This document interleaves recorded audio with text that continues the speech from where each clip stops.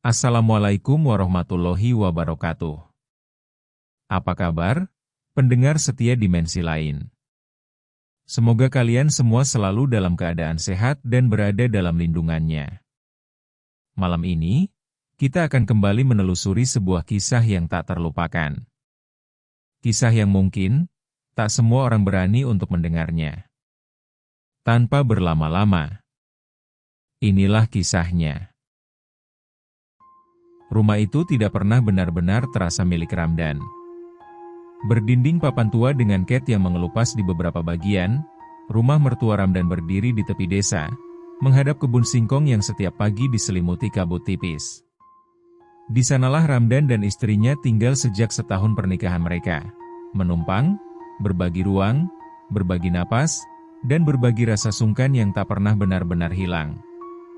Setiap pagi, Ramdan bangun sebelum azan subuh. Ia duduk sejenak di dipan bambu, menatap langit-langit yang menghitam oleh asap dapur. Di sampingnya, istrinya masih terlelap, bernapas pelan. Wajah itu selalu memberinya dua rasa sekaligus, tenang dan bersalah. Ia merasa tenang karena masih ada alasan untuk bertahan. Ia merasa bersalah karena belum mampu memberi lebih. Di dapur, ibu mertuanya sudah sibuk sejak dini hari. Bunyi kayu terbakar dan denting alat masak menjadi suara latar kehidupan mereka.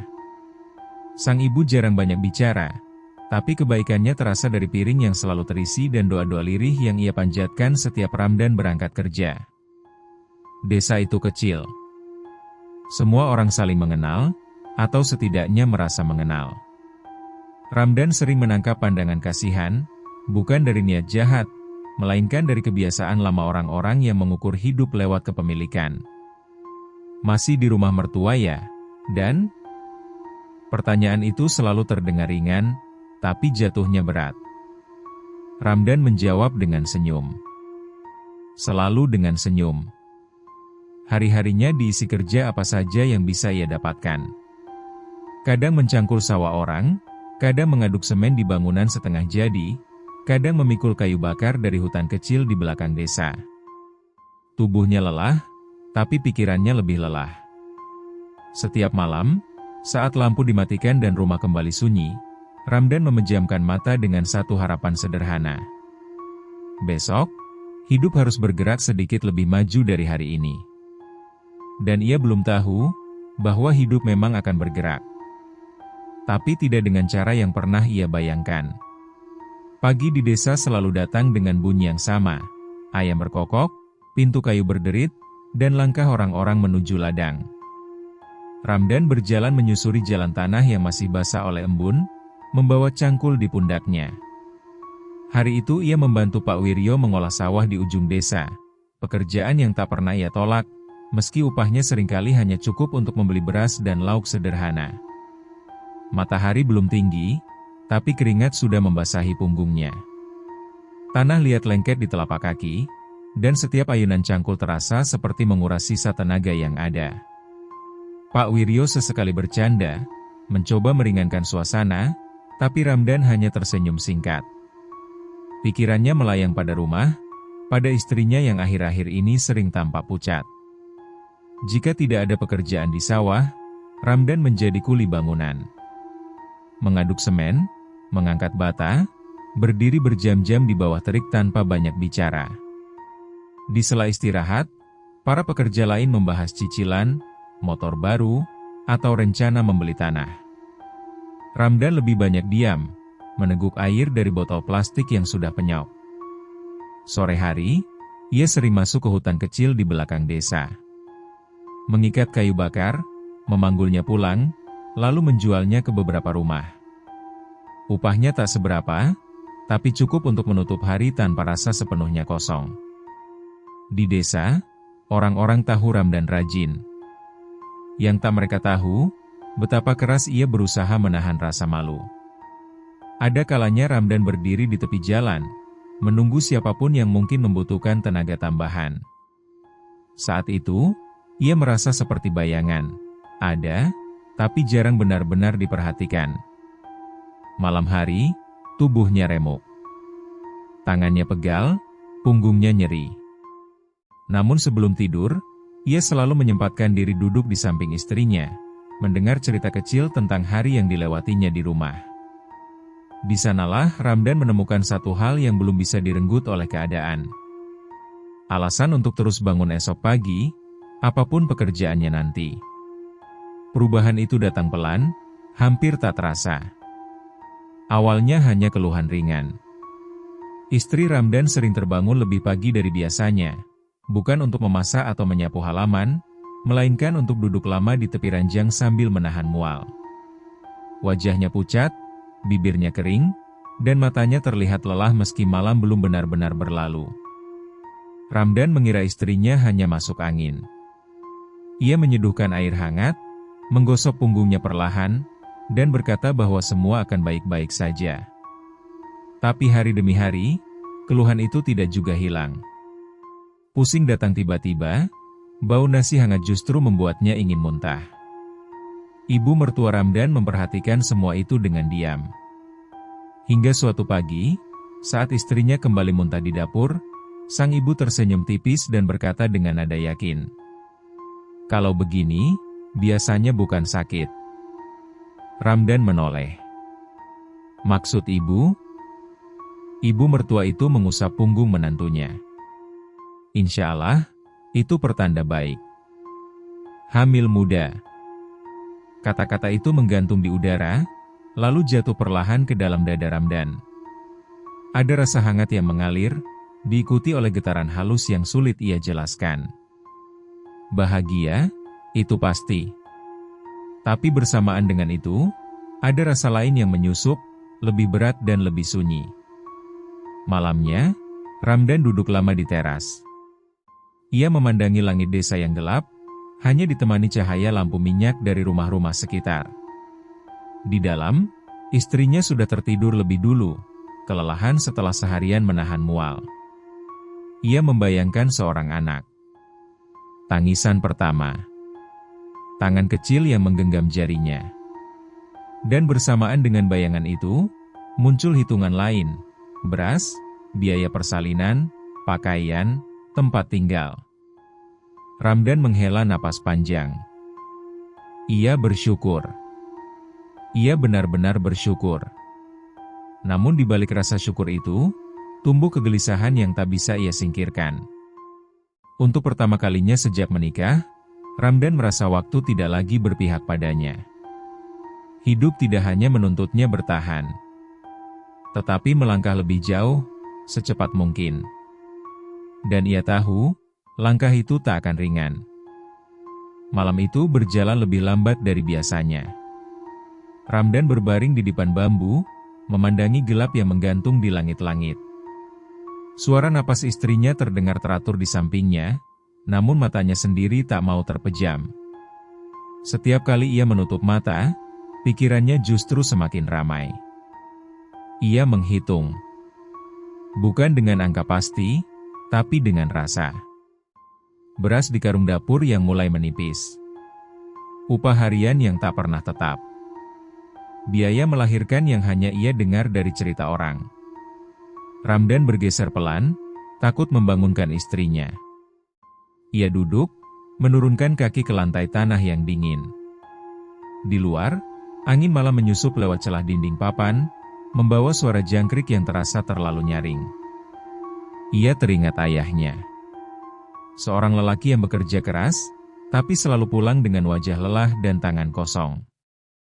Ayahnya jarang mengeluh, namun Ramdan masih ingat bagaimana ibunya menahan tangis setiap kali kebutuhan rumah tak terpenuhi. Kenangan itu kini seperti bayangan panjang yang mengikutinya kemanapun. Ramdan tidak ingin mengulangnya. Ia menoleh ke arah istrinya. Wajah itu tampak lebih damai saat tidur. Tangan kecil istrinya terletak di atas perutnya, seolah melindungi sesuatu yang belum terlihat.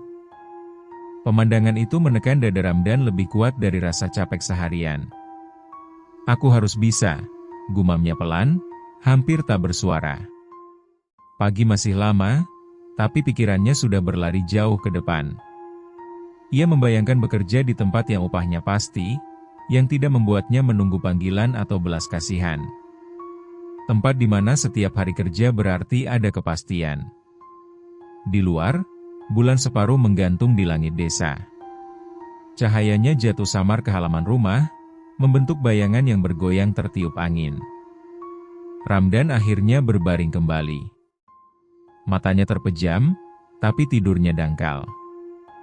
Di sela-sela kantuk, satu keputusan mulai terbentuk, perlahan namun pasti. Besok, atau lusa, ia harus berbicara. Bukan tentang hari ini, melainkan tentang pergi. Pagi itu, udara terasa lebih berat dari biasanya. Ramdan duduk di ruang tengah bersama istrinya dan ibu mertuanya. Cahaya matahari masuk lewat jendela kecil, menyorot debu yang melayang pelan. Tak ada yang langsung bicara. Hanya bunyi sendok beradu dengan cangkir dan langkah orang lewat di luar rumah. Ramdan menarik napas dalam-dalam. "Ada yang ingin saya sampaikan," katanya akhirnya. Istrinya menoleh. Ibu mertuanya meletakkan cangkirnya perlahan, seolah sudah menebak arah pembicaraan. Ramdan menggenggam kedua tangannya, merasakan keringat dingin di telapak. "Saya kepikiran untuk merantau," lanjutnya. "Cari kerja yang upahnya lebih baik, lebih pasti." Kalimat itu jatuh dengan tenang, tapi maknanya bergetar. Istrinya terdiam lama. Wajahnya tidak terkejut, hanya menyimpan banyak hal yang belum terucap. Ibu mertuanya menghela napas pendek. "Kemana?" tanya beliau akhirnya. "Ada kenalan di Sumatera," jawab Ramdan. "Katanya tempat kerjanya lagi butuh orang. Pekerjaannya tetap." Istrinya menunduk, jemarinya saling bertaut. Ramdan tahu, yang ia tawarkan bukan sekadar jarak, melainkan ketidakpastian. Ia menunggu, menahan diri untuk tidak buru-buru menjelaskan. "Kapan?" suara istrinya pelan, hampir berbisik. "Secepatnya," jawab Ramdan jujur. Ibu mertuanya bangkit, berjalan ke dapur, lalu kembali membawa segelas air. Ia menyerahkannya pada Ramdan. "Kalau niatnya untuk kebaikan, jangan setengah-setengah," katanya. "Tapi ingat, pergi itu bukan cuma soal kuat badan. Hati juga harus siap." Ramdan mengangguk. Dadanya terasa sesak, antara lega dan takut. Pagi itu tidak ada pelukan panjang, tidak ada tangis keras. Hanya kesepakatan sunyi yang lahir dari kebutuhan. Di dalam saku bajunya, Ramdan sudah menyimpan secari kertas berisi alamat. Tulisan tangan yang mulai pudar, tapi harapan di baliknya terasa begitu tajam. Ia belum tahu bahwa alamat itu akan membawanya ke tempat yang tidak mengenal waktu, dan akan menguji arti pulang dengan cara yang kejam. Keberangkatan Ramdan berlangsung tanpa keramaian. Pagi itu, ia hanya membawa satu tas kain berisi pakaian ganti, sepasang sandal, dan sedikit uang hasil tabungan yang dikumpulkan pelan-pelan. Istrinya mengantar sampai depan rumah, sementara ibu mertuanya berdiri di ambang pintu, mengamati dengan tatapan yang sulit ditebak. Ramdan mencium tangan ibu mertuanya, lalu memeluk istrinya singkat. Ia tak ingin perpisahan itu berubah menjadi sesuatu yang membuat langkahnya goyah. Di saku kemejanya, secari kertas berisi alamat terasa seperti benda paling penting yang ia miliki. Tulisan itu miring, tinta sudah mulai pudar. Hanya nama tempat dan petunjuk singkat, cukup untuk memberi arah, tapi tidak cukup untuk memberi rasa aman. Perjalanan awal terasa biasa. Bus antar kota penuh dengan orang-orang yang membawa cerita masing-masing. Ada yang tertidur dengan kepala bersandar di kaca, ada yang sibuk berbincang tentang kampung halaman. Ramdan duduk di dekat jendela, menatap jalan yang memanjang tanpa suara. Ia sempat berpikir, mungkin inilah yang disebut perubahan hidup. Tak ada tanda khusus, tak ada perasaan ganjil. Hanya roda yang terus berputar dan jarak yang makin menjauh dari rumah. Beberapa kali ia meraba saku bajunya, memastikan kertas alamat itu masih ada. Setiap kali menyentuhnya, ia merasa sedikit lebih tenang. Seolah selama kertas itu ada, tujuannya juga nyata. Hari berganti tanpa kejadian berarti. Ramdan makan seadanya, tidur sebentar di kursi bus, lalu kembali terjaga saat kendaraan berhenti di terminal-terminal besar. Hingga akhirnya, setelah perjalanan panjang, ia tiba di Sumatera. Udara terasa berbeda, lebih lembab, lebih berat. Ramdan turun dari kendaraan dengan kaki pegal dan kepala ringan. Ia membaca ulang alamat di kertas itu, memastikan setiap huruf masih bisa ia kenali. Tempat tujuan tinggal satu perjalanan lagi. Ia belum sadar bahwa perjalanan yang benar-benar akan mengubah hidupnya baru saja akan dimulai. Terminal itu lebih sepi dari yang Ramdan bayangkan.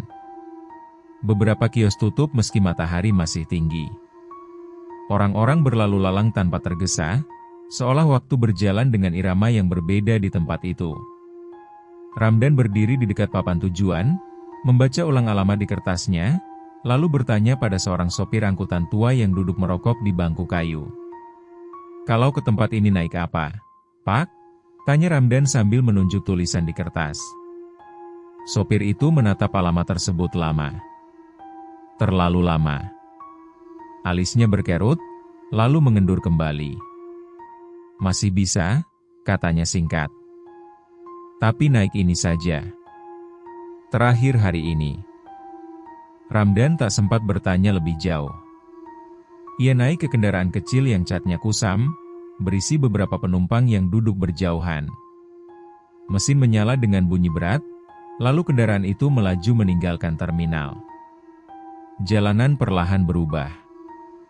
Aspal berganti tanah merah, lalu kerikil.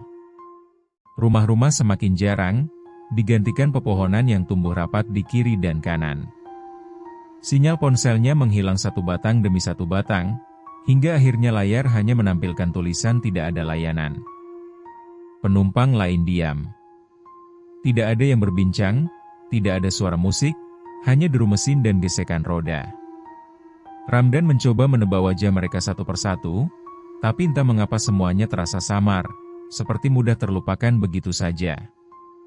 Udara di dalam kendaraan terasa dingin meski jendela tertutup. Ramdan merapatkan jaketnya.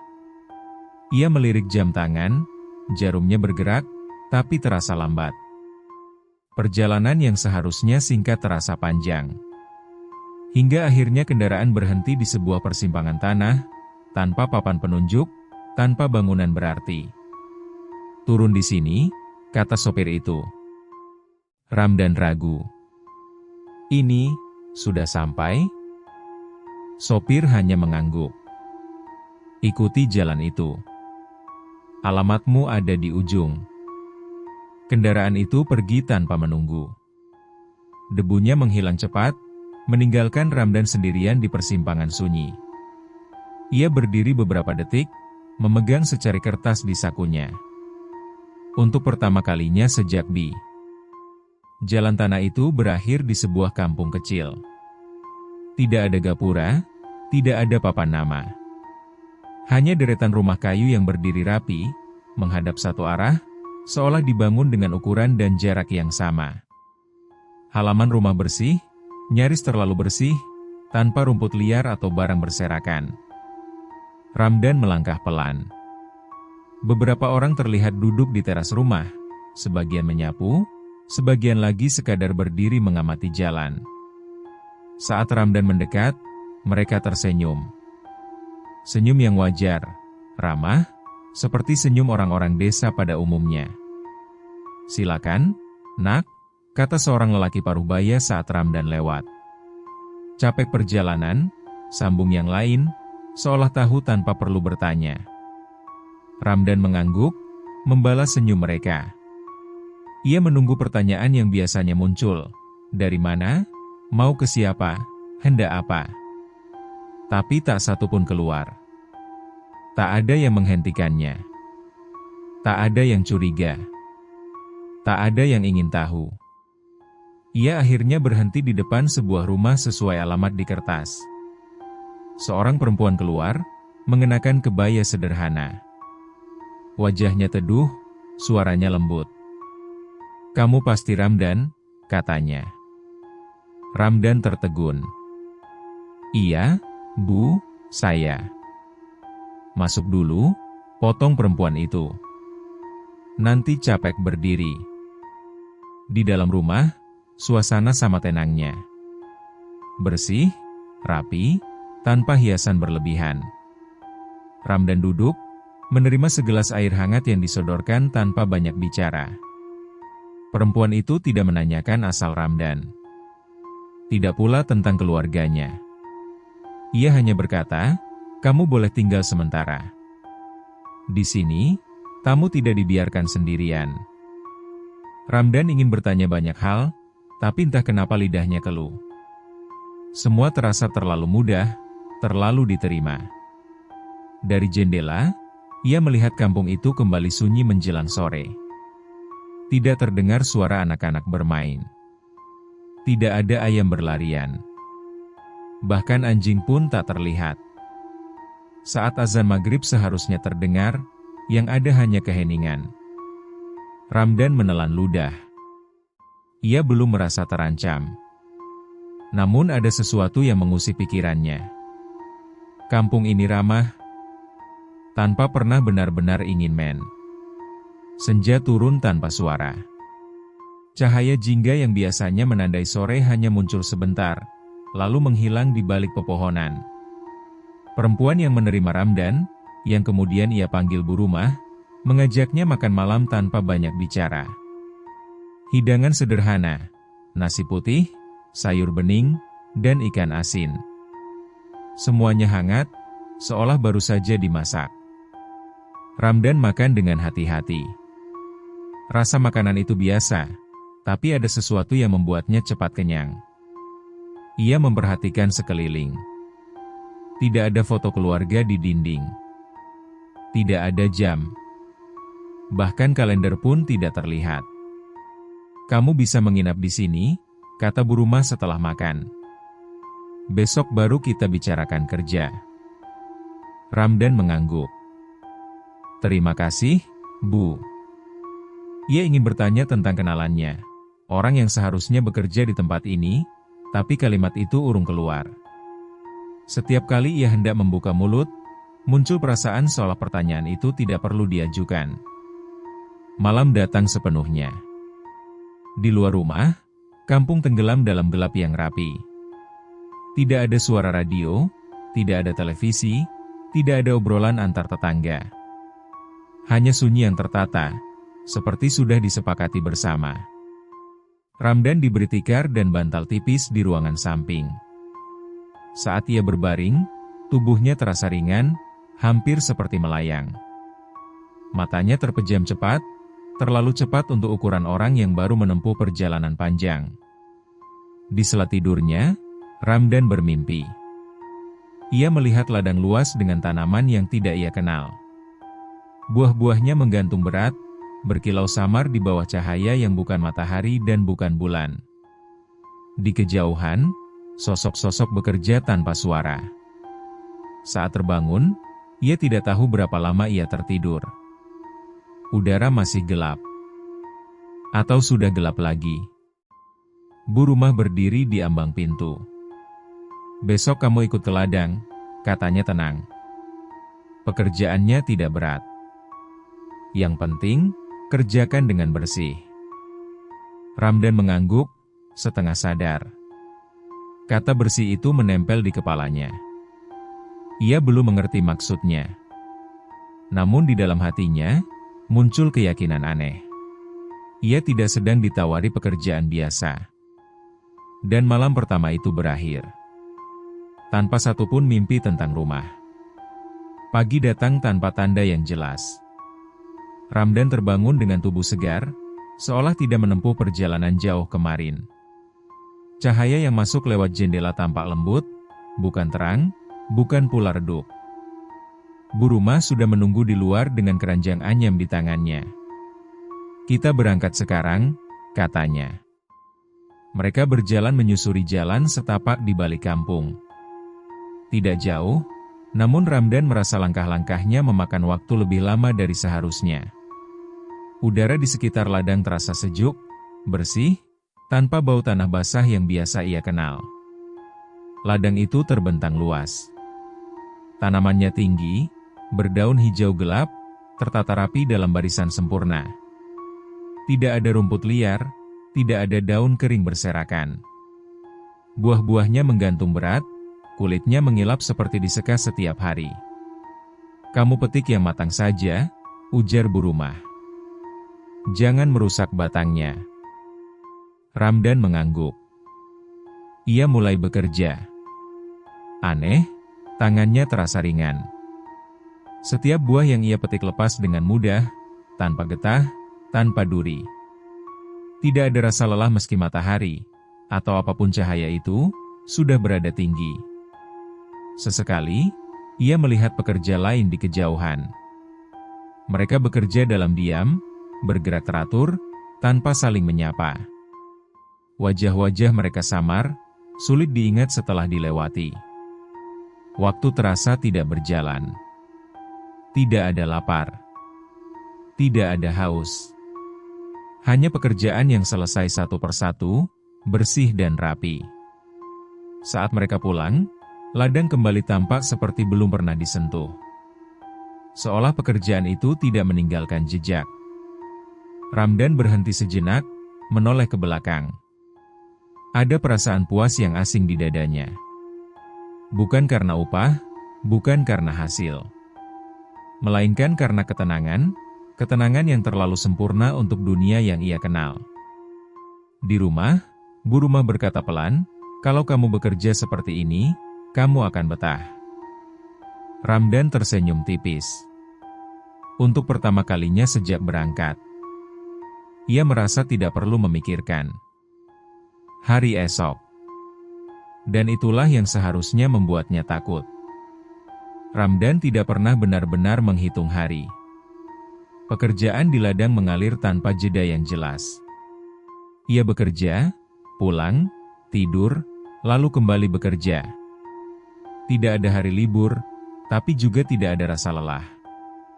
Seolah tubuhnya hanya mengenal satu tugas dan satu tujuan. Hingga suatu sore, Burumah memanggilnya ke ruang tengah.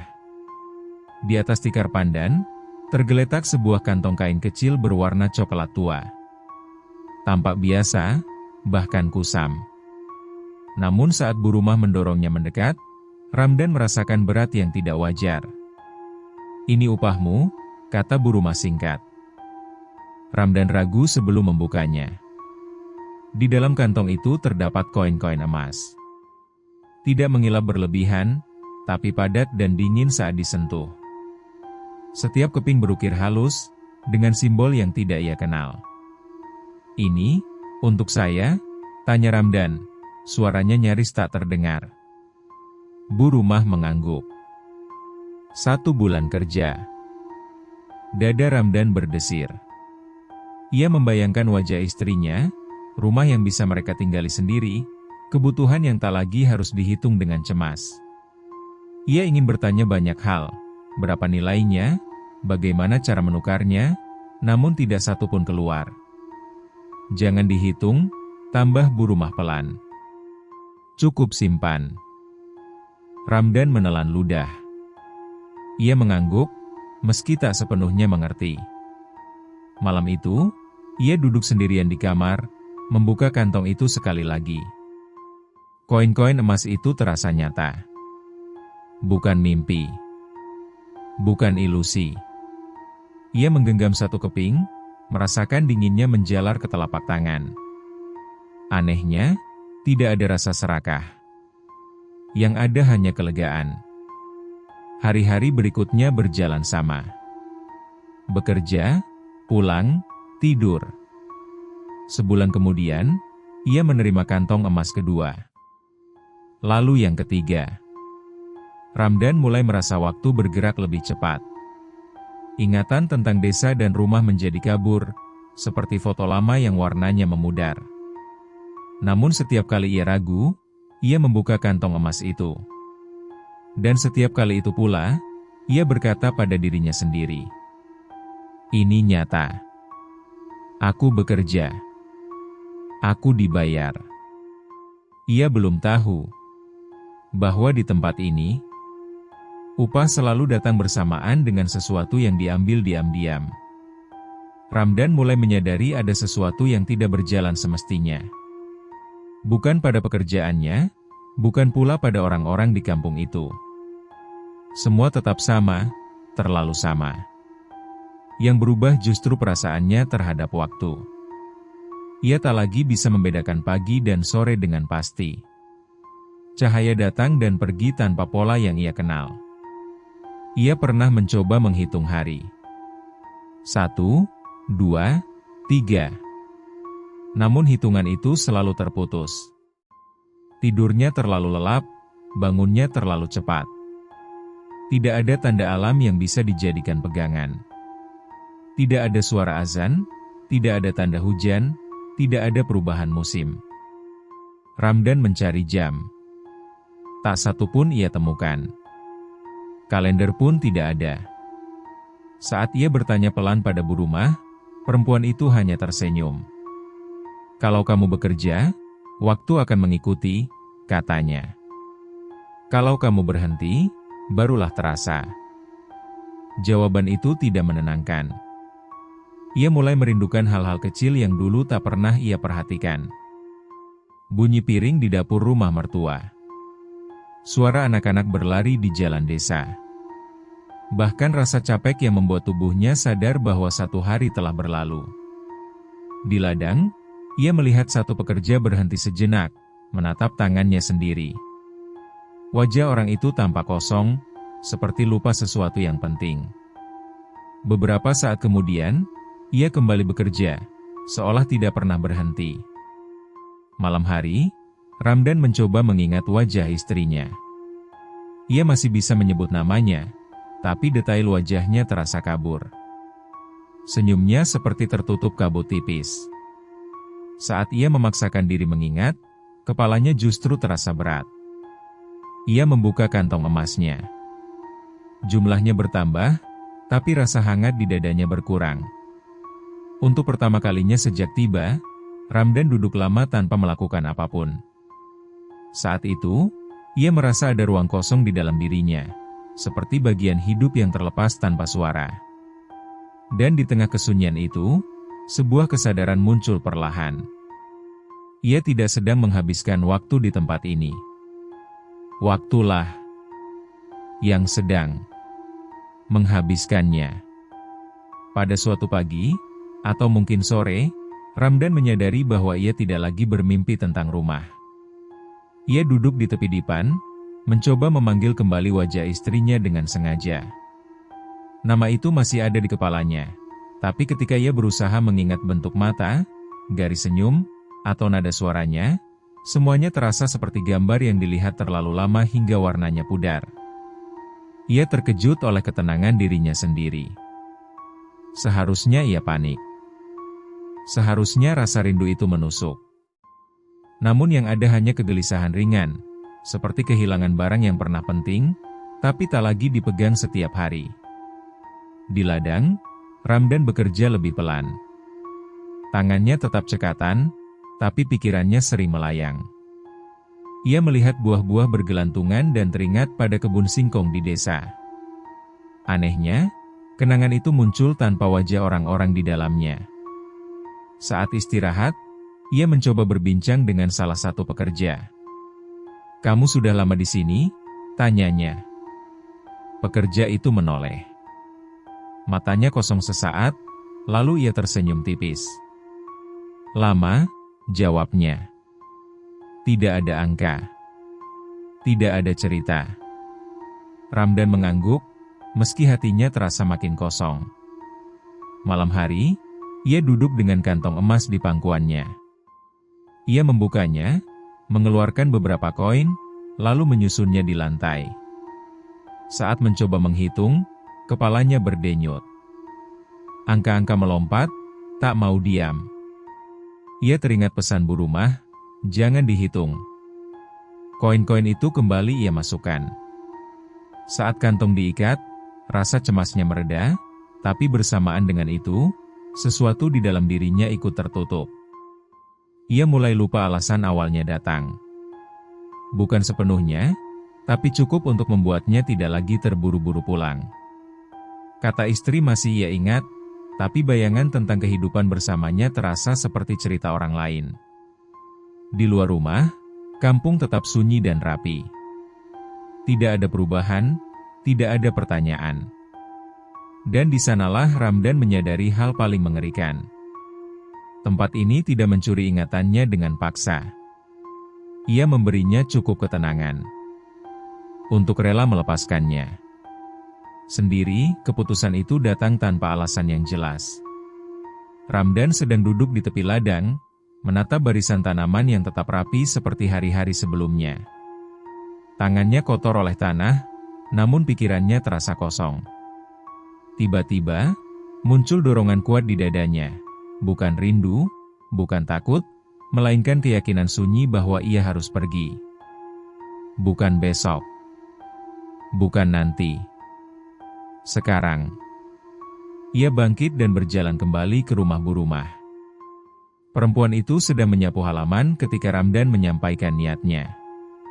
"Saya mau pulang," katanya singkat. Bu Rumah berhenti menyapu. Tidak ada keterkejutan di wajahnya. Ia hanya menatap Ramdan sejenak, lalu mengangguk pelan. "Sudah cukup," ucapnya. Tidak ada bujukan. Tidak ada pertanyaan. Seolah kepulangan itu memang bagian dari urutan yang telah ditentukan. Ramdan mengemasi barangnya, tas kain yang tak pernah benar-benar ia bongkar. Kantong emas ia simpan di bagian terdalam. Saat ia melangkah keluar rumah, Bu Rumah menyerahkan satu kantong terakhir. "Ini untuk perjalanan," katanya. Ramdan menerimanya dengan tangan gemetar. "Terima kasih." Mereka berjalan menuju jalan setapak di luar kampung. Orang-orang berdiri di teras rumah, menatapnya lewat tanpa kata. Tidak ada lambaian. Tidak ada perpisahan. Di persimpangan tanah, kendaraan yang sama seperti dulu sudah menunggu. Sopirnya tidak menoleh saat Ramdan naik. Perjalanan terasa singkat. Terlalu singkat. Pepohonan yang dulu terasa rapat kini seperti membuka jalan. Udara kembali berat, panas, dan nyata. Saat kendaraan berhenti, Ramdan turun dengan perasaan asing, seperti baru bangun dari tidur panjang. Sebelum melangkah pergi, ia menoleh ke belakang. Jalan tanah itu sudah kosong. Tidak ada kampung. Tidak ada rumah. Hanya hutan yang berdiri biasa, seolah tak pernah menyimpan apapun. Ramdan menelan ludah. Ia menggenggam tasnya erat. Di dalamnya, emas terasa berat. Dan untuk pertama kalinya, ia merasa beban itu tidak seimbang dengan waktu yang ia habiskan. Ia belum tahu bahwa pulang bukanlah akhir. Perjalanan desa itu masih berdiri di tempat yang sama. Jalan tanahnya masih berdebu, pohon randu di dekat tikungan masih condong ke arah sawah, dan suara burung pagi masih terdengar dari kejauhan. Namun saat Ramdan melangkah masuk, ia langsung merasakan sesuatu yang ganjil, seperti masuk ke tempat yang ia kenal, tapi tidak lagi mengenalnya. Beberapa rumah tampak berbeda. Dinding yang dulu papan kini sudah tembok. Ada warung baru di sudut jalan. Tiang listrik bertambah, dan kabel-kabel menjuntai rendah, hal yang tidak ia ingat pernah ada. Ramdan berhenti di depan rumah mertua. Dadanya mengencang. Rumah itu masih di sana, tapi tampilannya berubah. Halamannya lebih luas, pintunya diganti, dan catnya baru. Ramdan ragu sejenak sebelum mengetuk. Ketukan itu terdengar asing di telinganya sendiri. Pintu terbuka perlahan. Seorang perempuan berdiri di ambang pintu. Wajahnya dewasa, sorot matanya waspada. Ramdan mengenali garis wajah itu, terlalu dikenalnya, namun ada jarak yang tak bisa ia jembatani. "Istriku," gumamnya tanpa suara. Perempuan itu terdiam. Tangannya refleks memegang kusen pintu. Matanya membesar, lalu berkaca-kaca. "Mas!" "Ramdan?" Suaranya bergetar, seolah menyebut nama yang lama terkubur. Ramdan mengangguk. "Aku pulang." Belum sempat ada pelukan, seorang anak kecil berlari dari dalam rumah. Anak itu berhenti di tengah halaman, menatap Ramdan dengan rasa ingin tahu polos. "Bu, ini siapa?" Pertanyaan itu menghantam Ramdan lebih keras dari apapun yang ia bayangkan. Ia menoleh pada istrinya. Wajah perempuan itu basah oleh air mata, namun senyumnya rapuh. "Mas," katanya lirih. "Kamu pergi 3 tahun. Kata-kata itu menggantung di udara. 3 tahun. Ramdan terhuyung, meraih dinding untuk menahan diri.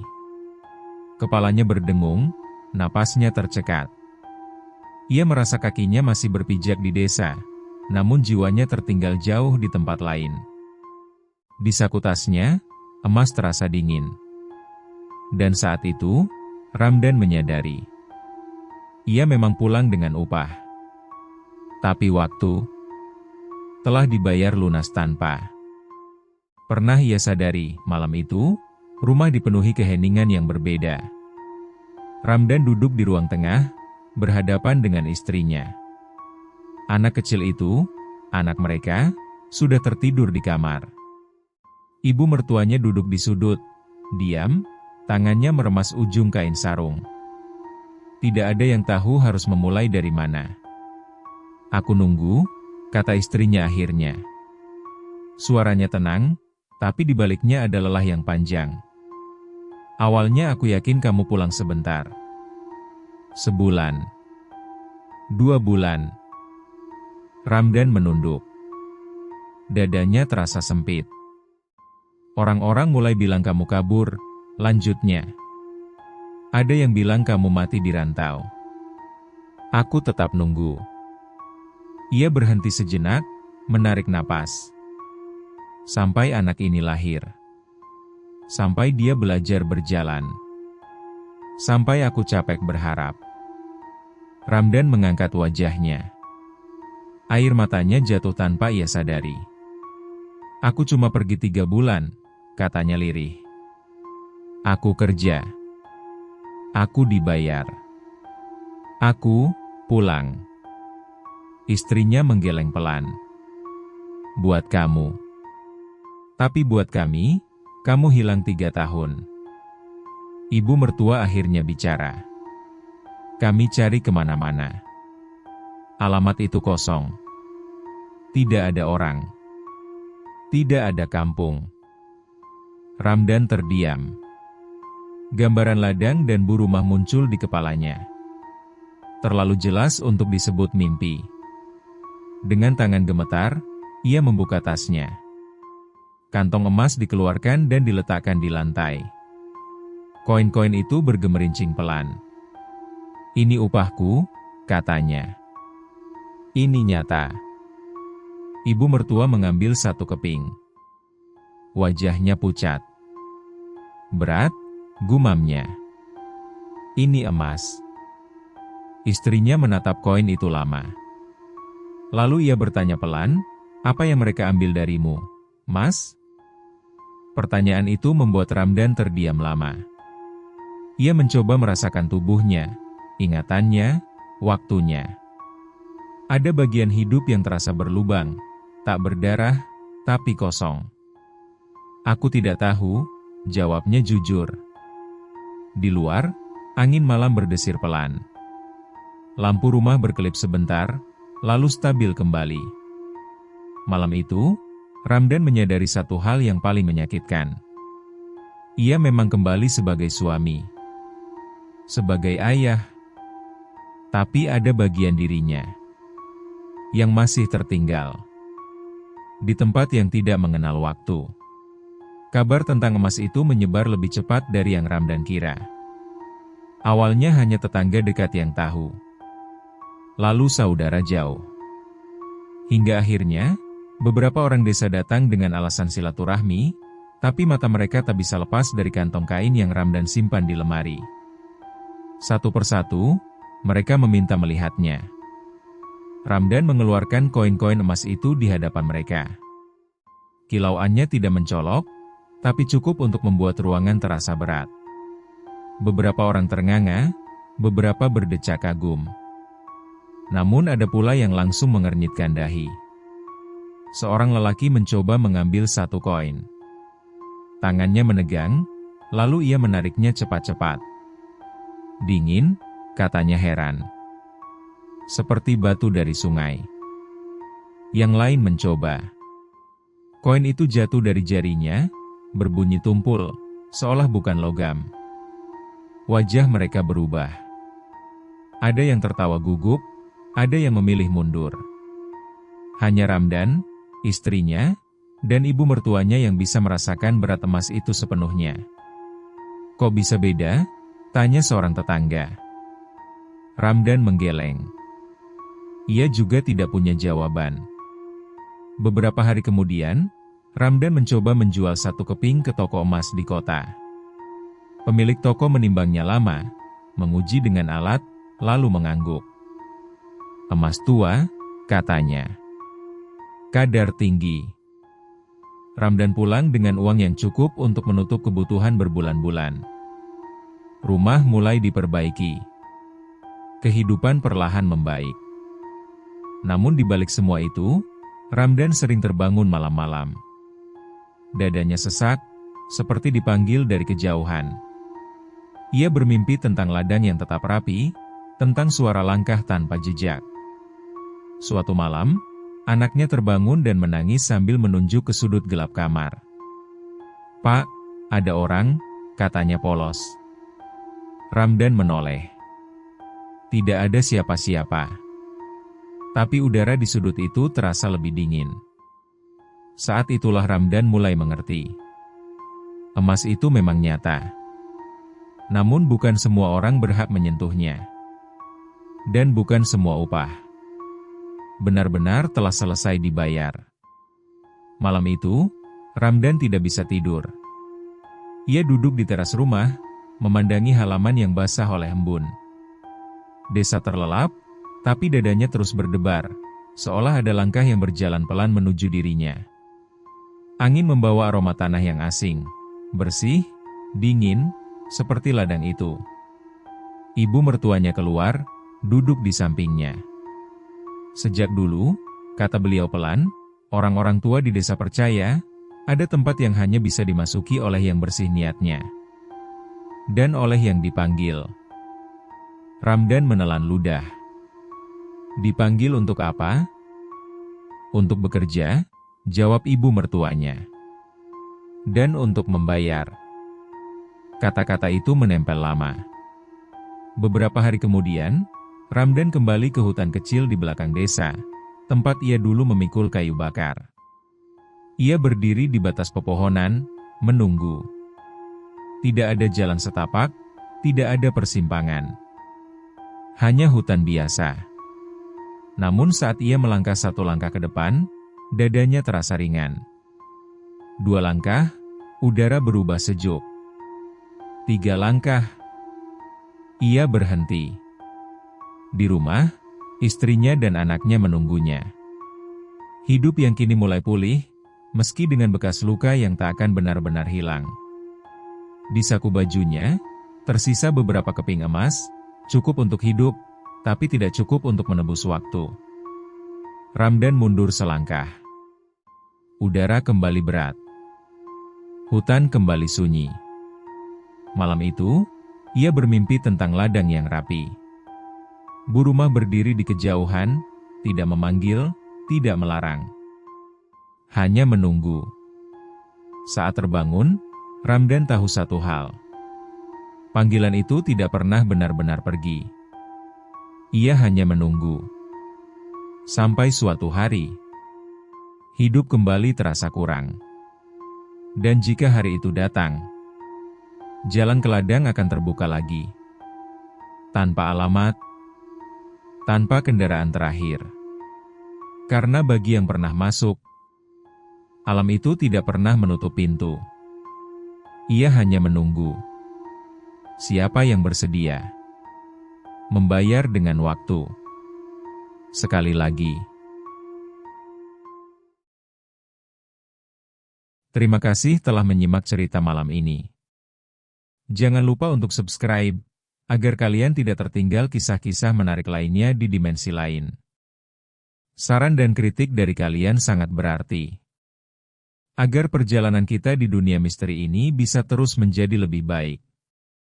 Wassalamualaikum warahmatullahi wabarakatuh. Sampai jumpa di kisah selanjutnya di dimensi lain.